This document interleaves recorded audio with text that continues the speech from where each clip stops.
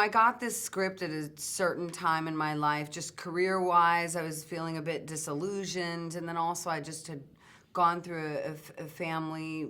My dad was sick, and my two sisters and I came together, and so there was all these things that were happening. And then I read this script about three sisters and coming together and family and all this dysfunction, and also the part of Karen is what really spoke to me. Just someone who could be so desperate and hopeful and attached to their illusions to the point that they see nothing but.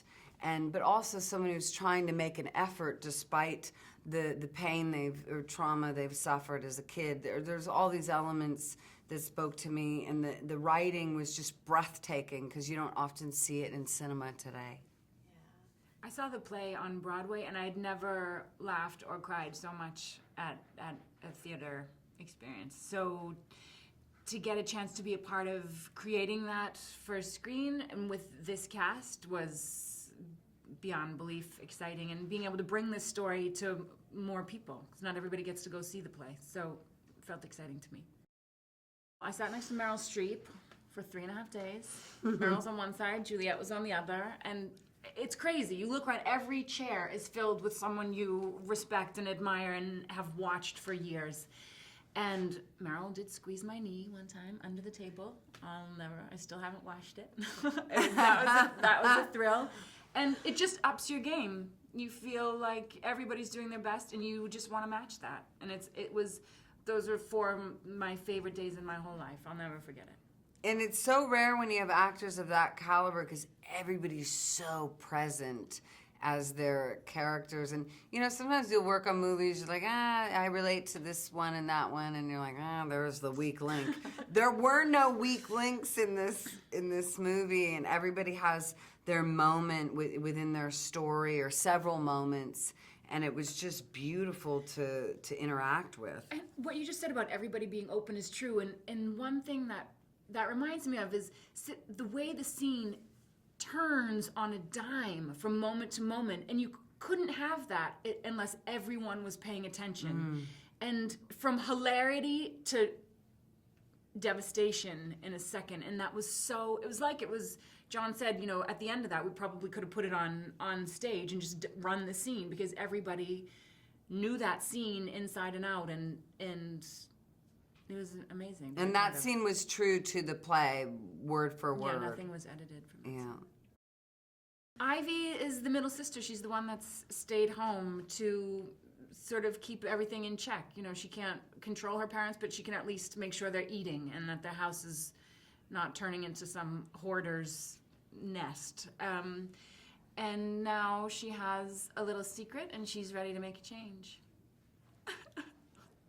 I love her interpretation of Ivy. That was the one in the script. I didn't fully know who that person would be, and Julianne brings such beauty and grace and this quiet strength and everything. That's very nice. Yeah, she's incredible. Yeah, no, she is. This movie touches on so many themes. I think disappointment, heartbreak, love, history, family, and all its goods and bads. And the different generations, Meryl's generation, their character, and the hardships, and also the abuse that's passed down, for better or for worse. Addiction, I love that, because so many people either have dealt with addiction themselves, or someone in your family has. So I like that that's a major part of the film too. And neglect,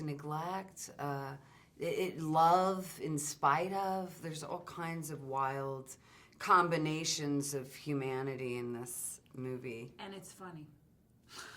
All that. And it's a riot. And it's hilarious. And it is actually funny. And how you can have such dark things be so funny, I don't know. But that's the genius of Tracy's writing and all these actors. And some neuroses, it is funny. People are peculiar. And then And Rage is funny. Like Barbara cracks me up. Violet cracks me up. You know, because they're just so cynical and sarcastic at different times. I love it. And they say what often we're thinking and won't say, so that's always entertaining.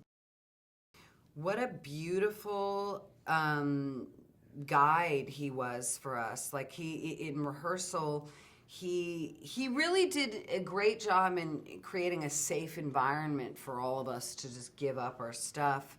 And he was smart to do that and make sure we had a real good rehearsal period, like you would in a play. Not as long, but you definitely need that to build the foundation of these relationships.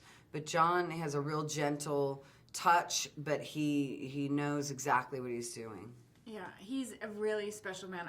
What he has going on all the time is remarkable. I don't know how he gets it all done, but he was so specific and thoughtful about what he wanted. You could tell, I mean, he had spent, I think, 18 months or something with this material, and he was very clear, scene to scene, what needed to happen, and he sent us books of images and ideas about the different family members, so you had a history there. And he also is just has a lovely personality every day. I mean, this is not an uncomplicated group to steer, and he did it with such ease and a smile. I never saw him once get ruffled, which is amazing.